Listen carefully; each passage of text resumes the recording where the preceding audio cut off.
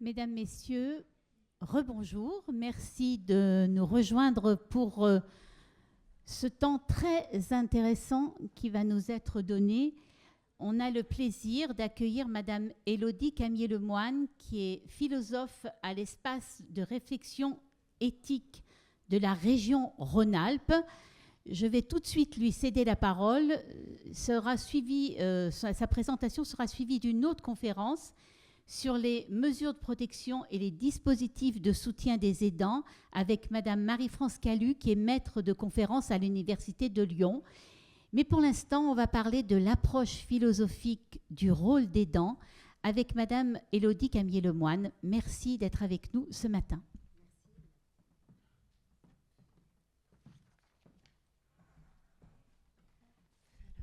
Bonjour à toutes et à tous.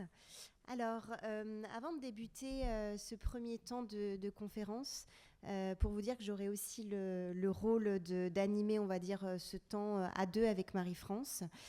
Voilà, donc j'avais la charge de vous rappeler quelques petits éléments. Donc, ce que je vous propose, c'est de débuter par les quelques remarques que je voulais vous proposer pour ouvrir, d'un point de vue éthique et philosophique, ce sujet autour des aidants. On se laissera tout de même, peut-être, si vous le souhaitez, quelques 5 minutes à la fin de mon propos si vous avez envie d'échanger rapidement. Et ensuite, effectivement, donc, nous aurons une conférence d'1 heure, donc de Marie-France Calu, que je représenterai tout à l'heure. Vous aurez la possibilité, au milieu de sa conférence, vu qu'elle se fera en 2 temps, de pouvoir également poser quelques questions si jamais il y en avait des urgentes. Donc, ce sera tout à fait possible. Le but, c'est vraiment qu'on puisse échanger. Nous avons des étudiantes et des étudiants qui seront là pour passer le micro. Je crois que vous avez aussi la possibilité, si vous le souhaitez, d'écrire votre question sur un papier qui nous sera donné. Donc, voilà, tout est possible. Et puis, pour ce matin, nous nous laisserons donc jusqu'à 12h30, heure à laquelle nous clôturerons cette première matinée d'échange que nous espérons du coup assez riche. Alors, je commence dès à présent. Alors, je vais juste prendre mon téléphone pour être sûre que je sois bien dans le temps, parce que je suis à la fois maître du temps et conférencière. Et c'est 10h30, donc je peux y aller. Écoutez, merci en tout cas d'être là. Je suis ravie de voir qu'il y a autant de personnes au sein de ce forum sur les aidants. Donc, un sujet fort important, fort intéressant, que je vous propose du coup d'introduire plutôt par la porte éthique et philosophique, puisque c'est, disons, un peu le rôle que j'ai dans ce genre de journée, et notamment auprès de l'espace éthique dont il a été question juste avant. Donc, le but un petit peu que je me donne en une vingtaine de minutes, c'est de pouvoir peut-être soulever des questions un peu générales autour de ce concept de l'aidant, afin de voir finalement les questions que ça peut poser, les enjeux éthiques que ça peut soulever. Et puis ça me permettra aussi de faire peut-être quelques précisions, quelques rappels en termes d'éthique. Et voilà, je sais que vous êtes beaucoup d'étudiants et d'étudiantes dans la salle, donc peut-être que ça vous rappellera vos cours. Et si ce n'est pas le cas, finalement, pour les autres personnes qui ne sont pas étudiants, ça permettra d'avoir un regard différent qui sera bien évidemment soutenu, complété, bien enrichi tout au long de la journée. Alors, la première remarque que je souhaitais vous proposer, et donc vous avez quelques diapos qui accompagnent mon propos, c'est que finalement ce thème de l'aidant, ce thème des aidants qui vous a fait vous déplacer jusqu'ici aujourd'hui, c'est une thématique, c'est une réalité surtout, qui va être l'occasion pour nous de réfléchir à la question du soin. Il en a été question dans les mots d'introduction ce matin, précisément pour savoir finalement de quoi on parle quand on parle du soin. On pourrait être tenté spontanément de penser le soin du point de vue de la technicité du soin. Qu'est-ce que ça veut dire se faire soigner par un professionnel de santé ? Quels sont les lieux de soins ? On pense peut-être à l'hôpital, au cabinet, à d'autres types de structures qui peuvent nous apporter un soin physique notamment. Mais le fait est que la question de l'aidant nous appelle même presque nécessairement à réfléchir les contours du soin. Et peut-être à se dire que le soin saurait difficilement se réduire à n'être qu'une technicité, à n'être qu'un passage à un moment donné dans un hôpital pour telle pathologie. Le soin va bien plus loin. Et penser la question des aidants, c'est se rendre compte qu'il peut y avoir du soin en dehors d'une relation purement professionnelle entre un soignant et un soigné, puisque l'aidant intervient finalement dans ce soin apporté à son aidé. D'accord ? Donc ça permet de penser le soin de façon beaucoup plus large, et je pense que c'est quelque chose d'intéressant, parce que finalement, le prendre soin, c'est quelque chose de très général. Il y a plein de personnes qui prennent soin d'autres personnes. D'accord ? Ça n'est pas réservé finalement qu'aux professionnels de santé reconnus comme tels. Donc ça vous permet, pour vous, futurs professionnels de santé, peut-être d'élargir cette conception du soin, et aussi pour ceux peut-être qui seraient aidants dans la salle, ou même aidés, ou même tout simplement intéressés par le sujet, se dire que la question du soin, elle est bien plus large qu'une technique qu'on va apprendre à un moment donné. Et évidemment, par voie de conséquence, la question de la relation de soins. Donc on va essayer d'interroger un petit peu, à la fois juste avec ce que je vais vous proposer, mais tout au long de la journée, interroger finalement la relation de soins. Comment penser la relation de soins entre un aidant et un aidé ? D'accord ? Et là, c'est très important et intéressant parce que d'un point de vue éthique, puisque c'est un petit peu les choses que je voulais discuter avec vous, ça nous fait réfléchir, en tout cas ça nous fait peut-être mentionner ce qui existe autour de ce que l'on appelle l'éthique du soin, ou l'éthique du care en anglais, si c'est des choses qui vous parlent le plus, qui sont en fait un ensemble de réflexions qui sont menées depuis, je dirais maintenant peut-être une quarantaine d'années, pour essayer de savoir ce que le soin est. Et en fait, quand on essaye de comprendre assez spontanément ce que le soin est, dans ses théories autour du soin, on va vraiment mettre l'accent sur une valeur centrale. On ne peut pas penser le soin, quel qu'il soit, sans penser la relation de soin. Et si la relation fait valeur, est une valeur, c'est précisément parce qu'elle permettrait de penser un sujet très important sur lequel je conclurai, qui est la question de la vulnérabilité. Et je pense que ça, c'est un des mots importants peut-être à garder en tête tout au long de cette journée et tout au long de cette semaine qui continuera jusqu'à dimanche, la question de la vulnérabilité. On ne peut pas penser le soin, on ne peut pas penser le soin professionnel, ni même le soin dans le cadre d'une relation d'aidant, sans penser cette question de la vulnérabilité. Que ce soit du côté de la personne qui est aidée, ou que ce soit du côté de la personne qui aide. Et on verra, je le redirai tout à l'heure, que c'est quelque chose que l'on a toutes et tous en commun, le fait d'être vulnérable, ou en tout cas de pouvoir l'être. Et si ça vous intéresse, et c'est une piste peut-être de complément que je vous donne, si la question de la vulnérabilité vous intéresse, eh bien, il y a tout un tas de choses que vous pouvez aller lire, aller écouter dans cette philosophie, cette éthique du soin qui connaît plein de déploiements différents. Et d'ailleurs, je vous partage, j'en profite du coup dans le cadre de cette conférence, une citation de Fabienne Brugère, qui est une philosophe contemporaine, très intéressée et spécialiste de cette question autour de l'éthique du soin, et qui nous dit quelques mots, justement, de la vulnérabilité. Et ces mots, je les trouvais intéressants dans le cadre de cette pensée de l'aidant que l'on va essayer de mener tout au long de la journée. Je la cite donc: dans le modèle de la vulnérabilité, le fondement moral spécifique des relations entre les individus tient à la vulnérabilité de l'un et aux actions de l'autre. Le premier occupant une position qui lui permet de rencontrer les besoins du second. L'engagement est moral à chaque fois qu'un individu est en situation de répondre aux besoins des autres. Alors, je la trouvais intéressante, particulièrement cette phrase, parce que dès lors que l'on est dans une relation où l'un va aider l'autre, notamment par rapport à ses besoins fondamentaux, et là on est totalement dans le sujet d'aujourd'hui, on va parler d'un engagement. Plus que d'une relation, on va parler d'un engagement. Et elle, en plus de parler d'un engagement tout court, elle va parler d'un engagement moral. Donc je pense qu'on peut se permettre ces mots-là, qui sont finalement, qui consistent à soulever l'idée que quand on est dans une relation d'aide, qui est aussi une relation de soins, on est dans une relation qui va justement nous engager pleinement. Et ça va être très important, justement, à pouvoir discuter un petit peu plus. Alors j'avance un peu pour essayer peut-être d'interroger cette question de l'aidant. Donc interroger en fait le mot. D'accord ? Les philosophes aiment bien passer par ce détour-là, qui n'est pas qu'un détour, qui n'est pas accessoire, parce que quand on essaye de comprendre les mots, eh ben, ça va nous donner la possibilité de comprendre plus de choses sur ce que signifie le mot qui est au centre de cette journée, à savoir les dents. Si on regarde l'étymologie du terme aidant, on voit que ça vient de aidie adiutare, qui veut dire globalement l'idée de l'allié, l'idée du partisan. Il semblerait que dans cette étymologie du terme aidant, il y ait cette idée que celui qui aide, celui qui nous aide, est de notre côté.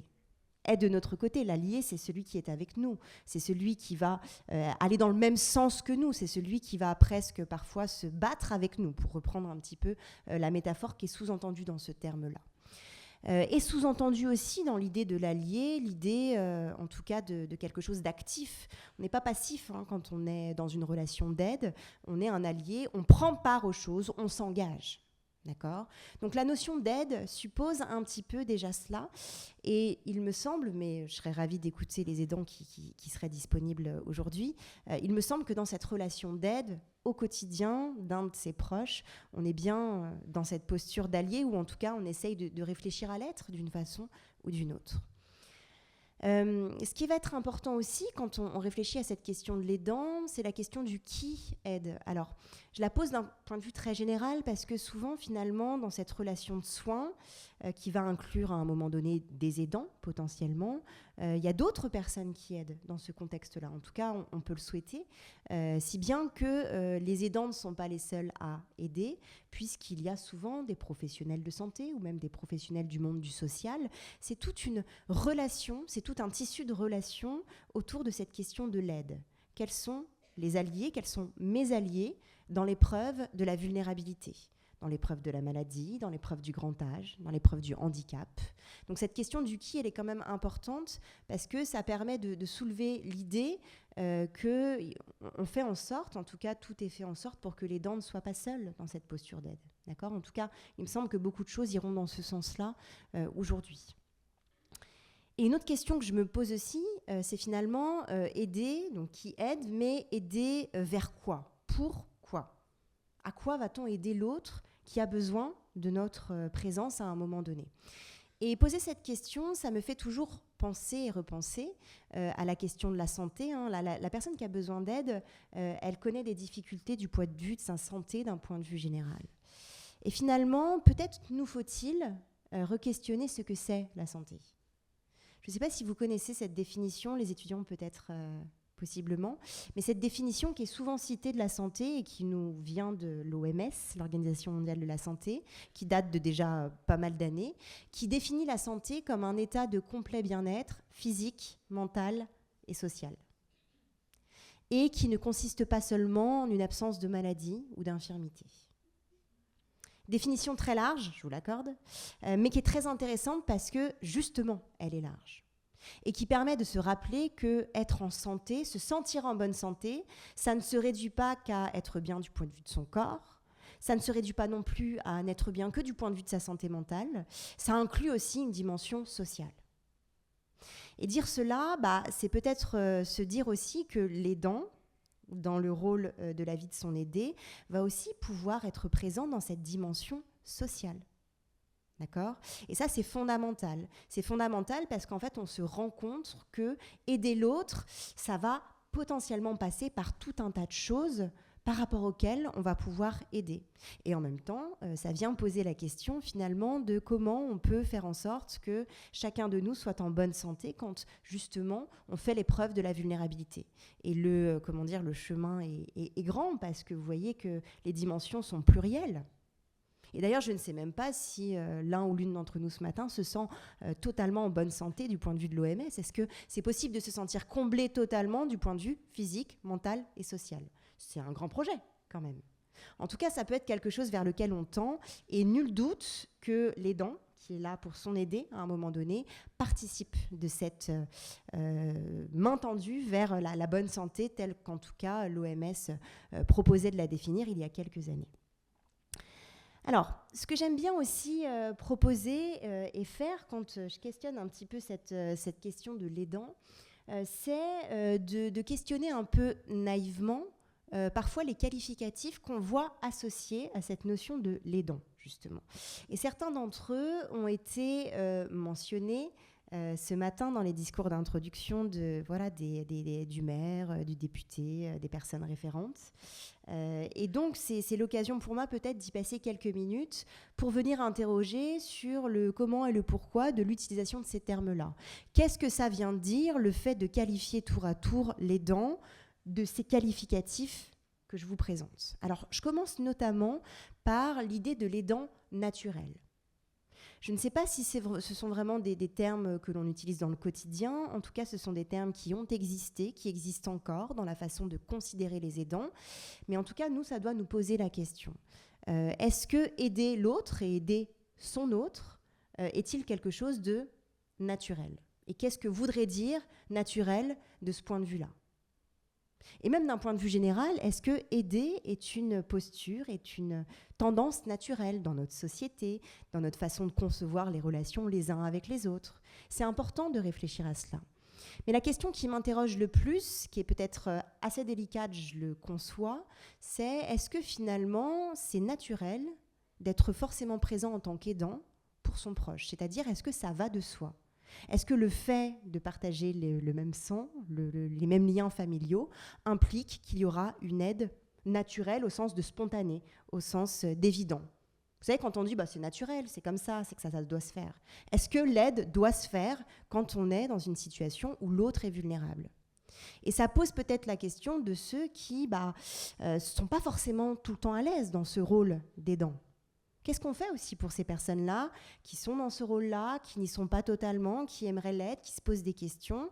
Je trouve que les mots que l'on utilise doivent être questionnés justement pour s'adresser à toutes les situations et à toutes les réalités que l'on peut avoir par rapport à ces situations, justement.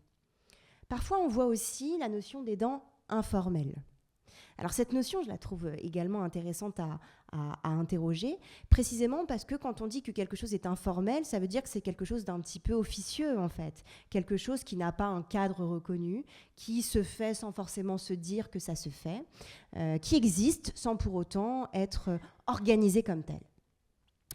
Et derrière cela, ça vient poser quand même une question fondamentale, c'est que finalement l'informel peut avoir l'avantage d'être assez libre. On fait les choses comme on le sent, comme on sent que ça doit être fait, mais peut-être le désavantage de ne pas être reconnu. Car sans cadre, sans choses qui viennent normer un peu la relation, peut-être qu'on va louper le fait d'exister en tant que tel et d'être reconnu. Donc ça pose la question de la reconnaissance des aidants. Et ça, c'est fondamental parce que travailler à la reconnaissance des aidants, c'est impliquer tout un tas de choses, de mise en place au sein de la société, au sein de la politique, au sein de l'organisation du système de santé pour que les aidants existent et qu'ils soient reconnus en tant que tels. Ce qui implique la réflexion sur le troisième terme, l'aidant bénévole. L'aidant bénévole. Qui va poser la question, alors que Marie-France, tu aborderas un petit peu après, sur les dispositifs d'aide aux aidants, justement. Mais c'est quand même un terme que l'on voit parfois encore un peu utilisé, en tout cas qu'il l'était peut-être il y a quelques années en amont, avant que la reconnaissance ne se mette en marche. Le bénévole, c'est celui qui fait ça à côté, c'est celui qui fait ça pas de façon professionnelle, c'est celui qui fait ça parce que il donne de son temps pour le faire. Donc une fois encore, ça pose la question, plus précise cette fois, de quel soutien matériel, financier, on peut apporter à celui qui donne une bonne partie de son temps, si ce n'est tout son temps, à aider l'autre qui est vulnérable. D'accord ? Donc ça pose une question économique et politique. D'accord ? Donc le sujet de l'aidant est aussi une question de politique. Et ça, c'est important. Aujourd'hui, on questionne beaucoup notre système de santé. Eh bien, on doit de toute évidence inclure cette thématique-là. Et enfin, l'aidant familial. Alors, vous me direz si peut-être ces termes ne sont pas vraiment très utilisés, mais il me semble qu'ils le sont quand même parfois encore. Et c'est l'occasion pour moi de réfléchir assez rapidement à cette question de la famille, à cette question du familial. D'accord, notamment en vous faisant part d'une réflexion qui est intéressante sur la famille d'un point de vue philosophique, qui est celle de Jean-Philippe Pierron. Si vous allez voir sur Internet, vous verrez qu'il a écrit quelques ouvrages sur ce sujet-là. Et notamment une réflexion que je vais amorcer avec 2 idées qui sont les siennes et qui vont nous permettre peut-être de réfléchir à certains points par rapport à la question de l'aidant. La première phrase que je lui emprunte et que je vous livre, c'est la suivante. La famille est une réalité passionnante parce qu'elle est aussi une réalité passionnelle. Cette phrase, elle me semblait intéressante parce qu'elle va mettre l'accent sur le fait que dans la famille, mais pas que, en tout cas dans les liens qu'on peut avoir avec des gens proches, vont se jouer probablement des passions, des affects, des sentiments. Dès lors, comment établir cette relation d'aide, cette relation de soin, quand entre de toute évidence en compte des affects, des sentiments. Et là, je le questionnerai un petit peu après, ça vient poser la question justement d'une relation de soin qui n'est pas professionnelle, qui est familiale, ou en tout cas qui est en proximité avec quelqu'un que l'on connaît. La deuxième phrase que je lui emprunte, c'est la suivante, on ne choisit pas sa famille, on apprend à y consentir. Alors, il ne parle pas spécifiquement de l'aidant, il parle de la famille, d'un point de vue général.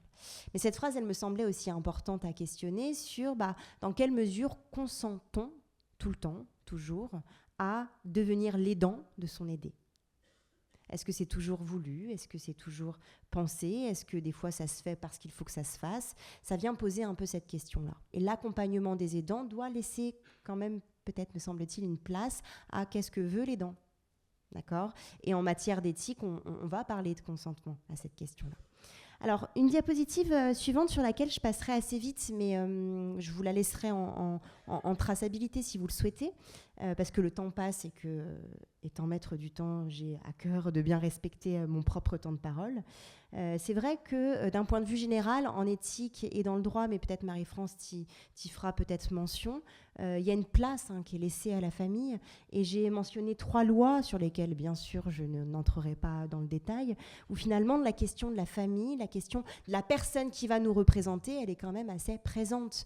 Je mentionnais la loi de 2002 sur le droit des patients, je mentionne aussi les lois de 2005 et 2016, les étudiants peut-être que ça vous parle, ce sont les lois Leonetti et Claes-Leonetti sur les droits des patients en fin de vie. D'accord ? Donc, le fait est que ça peut être aussi un sujet dans une journée sur les dents. Et simplement, pourquoi je les mentionne, c'est parce que ce sont des lois quand même qui se soucient de la place accordée aux familles et donc potentiellement aux aidants. Je ne dis pas qu'il y a des aidants dans toutes les familles, je ne dis pas que ça existe à chaque fois. Néanmoins, il faut savoir que juridiquement, ça existe. Et avec un petit exemple en plus, qui est la notion de personne de confiance. Alors c'est plutôt une question que je laisse un petit peu comme ça, et peut-être qu'on pourra en reparler ensemble. Dans quelle mesure, finalement, cette réflexion sur l'aidant, cette réflexion sur l'aide, est-elle liée ou pas à la question d'être personne de confiance? Est-ce que les aidants sont toujours les personnes de confiance des aidés? Je ne prétends pas y répondre parce qu'en vrai, je ne sais pas. Et c'est vrai que c'est peut-être l'échange avec vous sur vos propres connaissances qui pourra nous faire réfléchir à ce sujet-là. En tout cas, il y a cette idée que déjà juridiquement, on a bien conscience qu'il y a quelqu'un qui peut dire aussi quelque chose de nous et qui peut aider dans une décision nous concernant si on n'est plus en mesure finalement de le faire pour nous-mêmes. Alors, ce qui est intéressant à questionner, et puis je cheminerai progressivement vers la fin de mon propos, c'est que j'ai essayé, mais de façon très, caricaturale, de faire quelque chose comme une comparaison entre le professionnel du soin et l'aidant qui va lui aussi participer à ce soin autour d'une personne. En matière finalement, du point de vue de 3 questions, le où, le quand et le comment. Quel est le lieu du soin quand on est professionnel et quel est le lieu du soin quand on est aidant ? Et potentiellement, ça n'est pas le même. Le lieu du soin quand on est professionnel, ça peut être l'hôpital, ça peut être l'EHPAD, ça peut être des structures diverses et variées, ça peut être aussi le domicile. Mais où on occupe une place de professionnel. Là où pour l'aidant, ça va être majoritairement peut-être le domicile. Alors d'autres endroits, bien évidemment, dans le parcours, mais ce n'est pas la même chose. Donc en termes de lieu de soin, vont se jouer des différences. En termes de temporalité également. Quand vous serez professionnel, vous les étudiants, ou peut-être d'autres professionnels sont dans la salle, a priori, quand on est professionnel de santé, on a un début de journée, on a une fin de journée, a priori, je dis bien. On a un temps qui est planifié. On a un planning. On a des vacances, on a des congés, qu'il faut prendre d'ailleurs. Quand on est aidant, finalement, quelle est la limite du temps de soins? Il n'y en a peut-être pas. Quels sont les congés, quelles sont les vacances des aidants? C'est bien parfois la question de se dire, quand on est aidant, il n'y a pas de moment off. C'est pour ça qu'on pense beaucoup la question du répit pour les aidants. Les plateformes de répit, les maisons de répit. Le terme de répit, il est fort. C'est de se dire que si on en arrive à avoir besoin de répit, c'est que c'est un besoin crucial. Et la question du comment, alors c'est plutôt la question de la manière du soin. Si quand on est professionnel de santé, on a appris une technique du soin, des gestes, des technicités, des façons de faire, des procédures, tout ce que vous apprenez, ce que vous avez appris ou les autres personnes dont vous avez idée. Quand on est aidant et pas forcément professionnel de santé, peut-être que c'est rarement le cas, comment aide-t-on, selon quels moyens, avec quels outils? Il y a notre volonté, il y a peut-être notre bonne volonté, ou en tout cas quelque chose qui fait qu'on va se mettre en posture d'aide. Mais finalement, le comment du soin est aussi important. Donc vous voyez que dans ce paysage où il y a du soin professionnel et du soin familial, ou en tout cas le soin de l'aidant, il y a des façons différentes, des façons de faire différentes, qu'on doit vraiment toujours prendre en compte, précisément parce que finalement le soin se pense dans ces différents niveaux et que du point de vue du professionnel et du point de vue de l'aidant, on n'en est pas forcément au même niveau. Alors, j'avance un petit peu et j'en viens à ce sur quoi je voulais conclure, sur cette notion de vulnérabilité. Précisément parce que se poser la question de qu'est-ce que ça veut dire un aidant, quels sont les qualificatifs qu'on emploie, et quelles sont peut-être les différences avec le professionnel, c'est une volonté pour moi, en tout cas ce matin, d'être sensibilisée à la particularité de ce rôle d'aidant, avec un point un peu focal sur la notion de vulnérabilité. Un des enjeux qu'il peut y avoir dans ce débat autour des aidants, c'est de se soucier finalement de leur santé, en tout cas de leur bien-être. C'est pas parce qu'on aide quelqu'un que notre bien-être, notre santé ne compte pas, bien évidemment. Et c'est une façon pour moi de boucler sur la question de la vulnérabilité, précisément parce que la vulnérabilité, peut-être faut-il être un peu plus clair sur ce qu'elle est. Très simplement, quand on regarde l'étymologie du terme vulnérabilité, ça veut dire qui peut être blessé. Est vulnérable celui qui peut être blessé. Autrement dit, ça veut dire quelque chose d'assez simple, c'est que nous toutes et tous dans cette salle, on l'est vulnérable. Parce qu'on peut être blessé à un moment donné dans notre vie. On peut être moins bien. On peut être fragile. D'accord ? Et pour le sujet qui nous intéresse aujourd'hui, ça veut dire aussi que, certes, celui que l'on aide, il est concrètement vulnérable, une maladie, le grand âge, le handicap, plein de choses. Mais celui qui aide, il reste aussi vulnérable. Et le fait est que le fait d'aider peut accentuer à un moment donné cette vulnérabilité. Donc finalement, penser à cette thématique de l'aidant, c'est repenser à la question de la vulnérabilité, à la place qu'on y fait dans la société, et à la façon justement dont on considère ce qui peut nous rendre vulnérables. Et le fait d'aider son proche, si ça comporte bien évidemment beaucoup de choses positives, de richesses, de réflexions sur la relation à l'autre qui sont très très importante et belle, j'en suis sûre, ça pose aussi la question de la vulnérabilité que cela peut impliquer. Et je pense que dans une journée comme celle-ci, il faut qu'on puisse garder en tête finalement cette dimension-là, toujours, et ce au nom peut-être de l'éthique, être dans le meilleur accompagnement de ceux qui aident, de ceux qui soignent. Et ceux qui soignent, finalement, ils sont nombreux, bien plus que les seuls professionnels de santé. Donc gardons ça en tête et puis je serais ravie de pouvoir en discuter soit maintenant, soit à la fin de la matinée. En tout cas, je vous remercie beaucoup pour votre attention et je vous propose de passer peut-être soit un temps de questions, soit à la suite avec Marie-France. Merci à vous.